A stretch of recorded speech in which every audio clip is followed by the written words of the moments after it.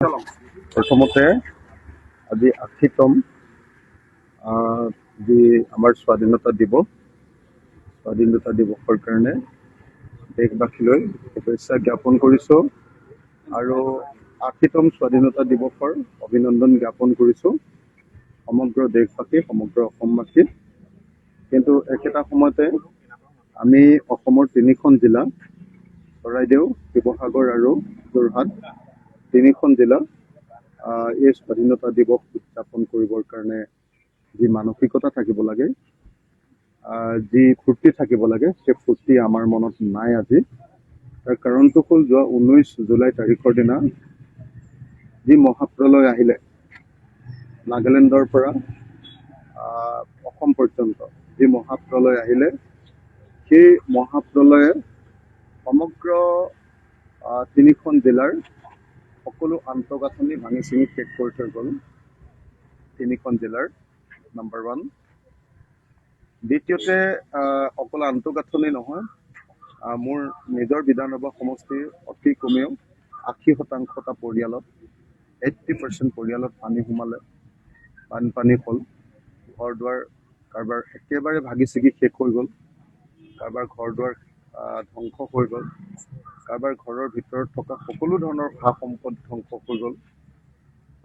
ঘৰখনত থকা আমাৰ মিডল ক্লাছৰ যিমানবিলাক সম্পত্তি থাকে, গাড়ী এখন, স্কুটি এখন, মটৰচাইকেল এখন আৰু ভিতৰত থকা যিবিলাক ইণ্টেৰিয়ৰ আমাৰ বস্তু, সেইবিলাকো সম্পূৰ্ণৰূপে ধ্বংস হৈ গ'ল।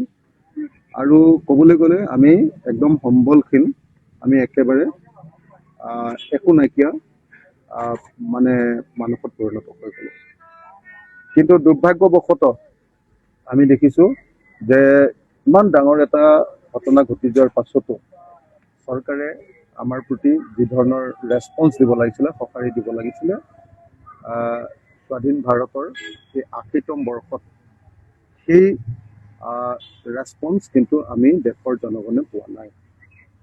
সেইকাৰণে উপায় নাপায় আমি ভাৰতৰ স্বাধীনতা দিৱসৰ দিনা স্বাধীনতাৰ যি আনন্দ, সেই আনন্দ লোৱাৰ পৰিৱৰ্তে আজি ভোক হৰতালত, আজি অনশনত, দিনজোৰা কাৰ্যসূচীৰে বহিবলৈ আমি বাধ্য হৈ গ'লোঁ 3টা কাৰণত।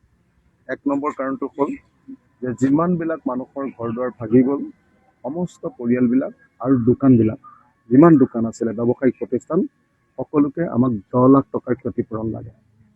চৰকাৰে অকল 25,000 টকাৰ ক্ষতিপূৰণ দিম বুলি, আৰু লগতে আৰু নিয়ম মাফিক এটা মুৰ্গীত 100 টকা, এনেকুৱা ধৰণৰ এটা নিয়ম মাফিক ক্ষতিপূৰণ দিবলৈ চেষ্টা কৰিছে।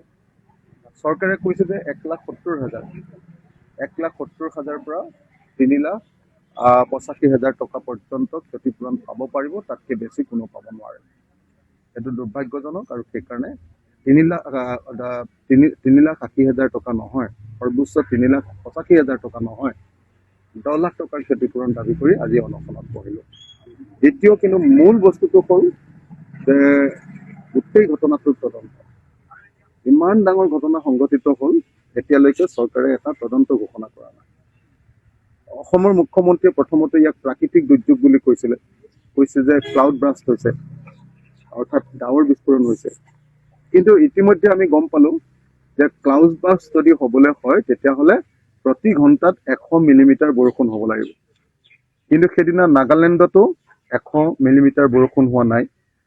নাগালেণ্ডত সেইদিনা 24 ঘণ্টাত 137 মিলিমিটাৰ বৰষুণ হৈছে, ঘণ্টাত 100 মিলিমিটাৰ বৰষুণ হোৱা নাই। আৰু আমাৰ সোণাৰীতো ঘণ্টাত 100 মিলিমিটাৰ বৰষুণ হোৱা নাই, বৰং একেই 24 ঘণ্টাত 163 মিলিমিটাৰমান বৰষুণ হৈছে। গতিকে এইটোৱে প্ৰমাণ কৰে যে এইটো ক্লাউড ব্ৰাষ্টৰ কাৰণে, অৰ্থাৎ প্ৰাকৃতিক দুৰ্ঘটনাৰ কাৰণে, প্ৰাকৃতিক ঘটনাৰ কাৰণে এই ইমান ডাঙৰ দুৰ্যোগ মহাপ্ৰলয় অহা নাই।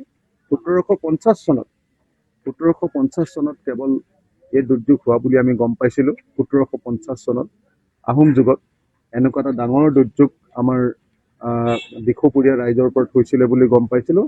তাৰ পাছৰ আটাইতকৈ ডাঙৰ দুৰ্যোগটো ইমান ডাঙৰ, ইয়াক ৰাষ্ট্ৰীয় দুৰ্যোগ ৰূপে ঘোষণা কৰা উচিত আছিলে।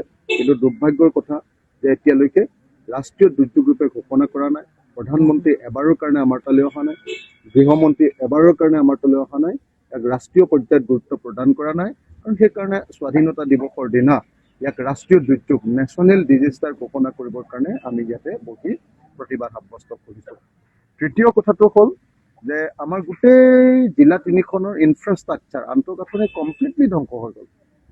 স্কুল সম্পূৰ্ণৰূপে ধ্বংস হ'ল, ধৰ্মীয় অনুষ্ঠান সম্পূৰ্ণৰূপে ধ্বংস হ'ল, ৰাস্তা পদূলি সম্পূৰ্ণৰূপে ধ্বংস হ'ল। গতিকে ধ্বংস হৈ যোৱা এই ইনফ্ৰাষ্ট্ৰাকচাৰ বা আন্তঃগাঁথনি পুনৰ নিৰ্মাণৰ ব্যৱস্থা গ্ৰহণ কৰিবৰ কাৰণে দাবী জনাই আজিৰ এই কাৰ্যসূচী গ্ৰহণ কৰা।